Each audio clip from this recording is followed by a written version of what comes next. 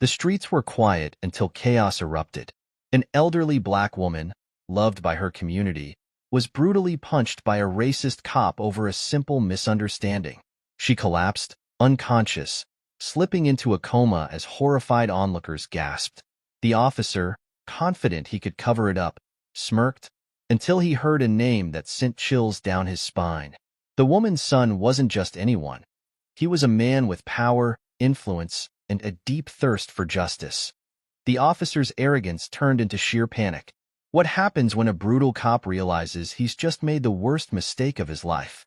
Stick around. This story is far from over. In a small town where justice often favored those in uniform, one officer thought he was untouchable. He saw an elderly black woman, assumed she was powerless, and let his hatred take control. With one brutal punch, he sent her crashing to the ground, leaving her in a coma. He thought it was just another day of abuse without consequences, until he learned who her son was. Fear gripped him as his entire world turned upside down. What happens next will leave you speechless. Keep watching. This isn't just another story of police brutality. It's a chilling tale of power, revenge, and a shocking twist that no one saw coming. The cop believed he could get away with his crime, but he had no idea that the woman he attacked was connected to someone who could destroy everything he built. What happens when the tables turn and the law finally goes after one of its own? The tension will keep you on edge until the very last moment. Stay with us, because justice is about to be served in the most unexpected way.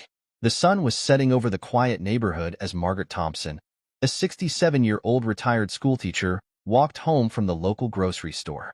Everyone in the community knew her. She was the kind of woman who greeted everyone with a warm smile, always had kind words to offer, and had dedicated her life to helping others. But that evening, she was about to become the victim of a senseless act of brutality. Officer Ryan Keller had been with the department for years. He was known for his short temper, his arrogance, and his tendency to abuse his badge. He didn't care about rules. He believed his uniform made him untouchable. That day, he was patrolling the streets when he saw Margaret standing near a parked car. She was simply adjusting the bags in her hands, but Keller assumed the worst. Without hesitation, he stormed toward her, his voice sharp. "Hey, what the hell do you think you're doing?" Margaret, startled, turned around. "Excuse me?" Keller narrowed his eyes. "Don't play dumb with me. I've seen people like you snooping around cars before. Are you trying to steal something?" Margaret was taken aback. "I live here. I was just—" "Hands where I can see them," Keller barked, his voice echoing through the street. By now, a few neighbors had noticed the commotion and stopped to watch. Some pulled out their phones, knowing that encounters like this often ended badly. Margaret raised her hands, her voice calm but firm. "Officer, there's been a misunderstanding. I'm not doing anything wrong." But Keller wasn't listening. His eyes were full of unchecked rage. Maybe it was frustration from the day. Maybe it was something deeper, his own twisted sense of power. Whatever it was, it exploded in that moment. Without warning, he swung his fist. The crack of his knuckles against Margaret's face was sickening. The force of the punch sent her crashing onto the pavement, her grocery bags scattering around her. Gasps rang out from the onlookers as Margaret lay motionless, her head hitting the curb with a dull thud. For a few seconds, everything was silent. Even Keller seemed shocked by what he had just done. He had let his temper get the best of him, but instead of stepping back, he doubled down. "She was resisting," he shouted, as if trying to convince himself more than anyone else. But the crowd wasn't buying it. A woman screamed, "You just hit an old lady." Someone else yelled, "She wasn't resisting. You attacked her for no reason." Keller's heart pounded as reality sank in. He had messed up. Badly. He turned toward the people filming and pointed a warning finger. "Put your phones away unless you want to be arrested for interfering with an officer." But they didn't stop. The damage was already done. One of the bystanders rushed to Margaret's side. "She's not moving." Panic crept into Keller's chest as he looked down at the woman he had just assaulted. Her breathing was shallow, her eyelids fluttering. Blood trickled from a wound on her forehead. He grabbed his radio, his voice slightly shaking. "Dispatch, I need medical assistance at my location. Possible head trauma." Copy that, Officer Keller. The voice on the other end responded. EMS is on the way. As sirens wailed in the distance, Keller felt the weight of what he had done. This wasn't something he could easily sweep under the rug. People had seen everything. And then came the moment that sent ice through his veins. One of the bystanders, a young man in his 20s, turned to his friend and whispered, but loud enough for Keller to hear, "Do you know who she is?" His friend, still recording, nodded. "Yeah, that's Margaret Thompson.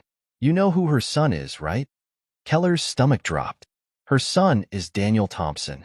The color drained from Keller's face. Because Daniel Thompson wasn't just some random guy. He was one of the most powerful federal prosecutors in the entire country. And now, his mother was lying unconscious in the street. Because of him, the realization hit Keller like a freight train. This wasn't just going to be an internal investigation. This wasn't just another complaint that would get buried under bureaucratic nonsense. This was about to become national news. And worst of all, Daniel Thompson wasn't the type of man to forgive. Keller gulped, his hands shaking slightly as he backed away from the growing crowd. He had spent years abusing his authority, never thinking about the consequences. But now, for the first time in his life, he was terrified.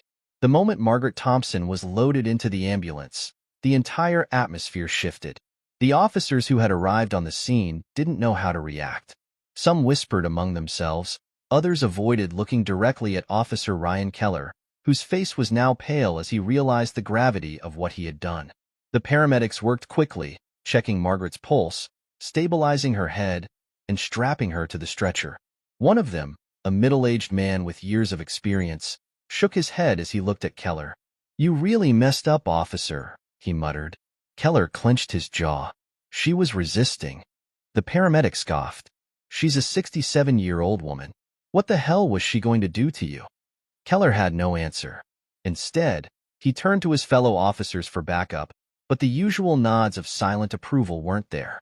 They weren't willing to go down with him. Not on this one. Then, it got worse. A black SUV screeched to a stop in front of the scene. The back door flew open, and out stepped Daniel Thompson. The man was known for his commanding presence in the courtroom, but here, on the street where his mother had just been assaulted, his energy was different. His eyes were sharp, cold, and burning with a fury that made even the most hardened officers nervous. He walked straight to the ambulance, his heart pounding as he looked at his mother, blood on her forehead, bruises already forming, a breathing mask strapped to her face. He turned, slowly, and locked eyes with Officer Keller. Who did this? No one answered, but he already knew. The hesitation, the sideways glances, it was enough. He stepped toward Keller, closing the distance between them. "You put your hands on my mother?" Keller swallowed hard, but he still tried to keep his composure. "Sir, she was acting suspiciously." "She?" "Shut up." The sharpness in Daniel's voice cut through the air. Keller flinched. The surrounding officers knew they were witnessing something far bigger than a simple case of police misconduct. "Do you have any idea who I am?" Daniel continued, his voice dangerously low. Keller knew. Everyone knew. Daniel Thompson wasn't just a prosecutor. He was the man responsible for putting dozens of corrupt cops behind bars. He had built his career on exposing abuse of power. And now, his mother was the victim. "You're done," Daniel said, shaking his head in disbelief. "Your badge? It won't protect you from this." Keller's arrogance cracked. "It was a misunderstanding," he blurted out. "I didn't know who she was." Daniel took another step forward. "So if she were just another black woman on the street, this would have been okay?" Silence. Keller's lip twitched, but he had no defense. "You know what's coming," Daniel continued. "Every camera here caught what you did. The people watching, they saw everything. And me?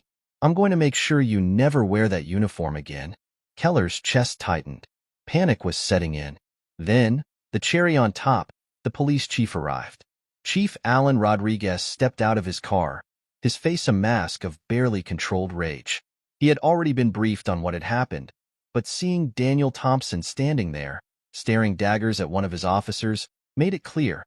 This wasn't just another PR problem. This was a career-ending disaster. He stormed up to Keller. "Hand over your badge and gun." Keller's face twisted. "Sir." Now. For the first time in his life, Keller was powerless. Slowly, he reached for his badge, unclipped it from his uniform, and placed it in the chief's outstretched hand. His gun followed. Daniel watched, arms crossed. "This isn't over," he said. "Not even close." And with that, the real fight began. The moment Officer Ryan Keller handed over his badge, the entire department knew it was over for him. But the real storm was only beginning. Within hours, the footage of the attack went viral. Social media exploded with outrage. News anchors replayed the video over and over, each segment dissecting the brutality of the assault. It was no longer just a local scandal. It had become a national firestorm. Hashtags like "Justice for Margaret" and "End Police Brutality" trended worldwide. Civil rights activists, celebrities, and politicians all spoke out. People demanded action, and this time, there was no way to sweep it under the rug. Meanwhile, in the hospital, Margaret Thompson lay in a coma. Doctors monitored her condition, unsure of when, or if, she would wake up. The damage from the blow to her head was severe, and the longer she remained unconscious, the worse her prognosis became. By her bedside, Daniel Thompson sat in silence. He wasn't just a son in pain. He was a man on a mission. With his powerful legal connections, Daniel wasted no time. He called in favors. He reached out to civil rights attorneys, federal investigators, and media contacts. And then, he did something that sent a shockwave through the entire police force. He personally petitioned the Department of Justice to launch a federal investigation into Ryan Keller and his history of misconduct. The results were worse than anyone expected. Ryan Keller had a long history of excessive force complaints, most of them involving black civilians. Cases that had been buried, dismissed, or ignored were now dragged into the spotlight. Old victims came forward. Some had been intimidated into silence. Others had been paid off. Now, thanks to Daniel, they finally had a voice. At the police station, Keller was officially arrested and charged with assault, battery, and civil rights violations. His mugshot was plastered across the news. For the first time in his life, Ryan Keller was the one in handcuffs. And as he sat in that cold jail cell, reality hit him hard. He wasn't going to get away with it this time. Meanwhile, outside, the protests erupted into the biggest demonstration the city had ever seen. Thousands of people flooded the streets, holding signs, chanting for justice. It wasn't just about Margaret anymore. It was about every victim of police brutality. And leading the charge? Daniel Thompson. He stood before a massive crowd, speaking with the fire of a man who had nothing left to lose. "My mother is fighting for her life in that hospital," he declared, his voice echoing through the streets. "But this isn't just about her. This is about the system that lets men like Ryan Keller abuse their power. This is about every innocent person who has been hurt, silenced, and ignored. And I promise you this, we will not be silenced. We will not stop until justice is served." The crowd roared. Daniel had turned his personal tragedy into a movement. And nothing, not the police, not the politicians, not the system itself, was going to stop him. But as the battle for justice raged on, one question remained. Would Margaret ever wake up to see it? Days passed. The world watched. The protests grew stronger. The legal case against Ryan Keller intensified. But inside the hospital, Margaret Thompson remained motionless, locked in a deep coma. Daniel Thompson, the once powerful prosecutor, now felt powerless. He had spent his life fighting for justice, but this time, the fight was personal. He sat beside his mother's hospital bed, his hands clasped together, whispering prayers he hadn't said in years. Then, on the seventh day, something changed. A faint movement. Margaret's fingers twitched. At first, Daniel thought he imagined it. But then, her eyelids fluttered. A weak breath escaped her lips, and with a strained effort, she whispered one word. "Daniel." The nurses rushed in. Machines beeped. Doctors checked her vitals. And then, the words they had all been waiting for. "She's waking up." Tears filled Daniel's eyes. He gripped his mother's hand as she struggled to focus on him. "Mom, I'm here. You're safe. We got him. Keller is done." Margaret's lips trembled into the smallest of smiles. She had survived. Meanwhile, outside the hospital, the city was witnessing a moment that would be remembered for generations. The courthouse was packed. Ryan Keller, now a disgraced former officer, stood before a judge. His once proud stance was gone, replaced by a man who knew the weight of justice was finally crushing him. The evidence against him was overwhelming. The footage, the testimonies, the years of hidden brutality now exposed. There was no escape. The judge's voice rang through the courtroom. Ryan Keller, you have been found guilty on all charges. The gasps, the cheers, the raw, unfiltered justice. Keller's fate was sealed. But the victory wasn't just for Margaret. It was for every person who had ever been a victim of unchecked power. The corrupt officers who thought they were untouchable were now put on notice. Daniel stood outside the courthouse, looking at the thousands who had fought alongside him. His voice was steady, his resolve unshaken. This isn't just a win for my mother. This is a message. To every officer who believes their badge gives them a license to abuse, we will hold you accountable. To every victim who was told to stay silent, we hear you. And to my mother, the strongest woman I know, this fight was for you. The crowd erupted. Margaret Thompson's story became more than a tragedy. It became a turning point. Laws were changed. Police reforms were enforced. And one by one, the system that had once protected the guilty was being restructured to protect the innocent. And as for Ryan Keller, he was led away in handcuffs, his career, his freedom, and his power stripped away, just as he had once stripped others of their dignity. Justice had been served. And Margaret Thompson? She lived to see it happen.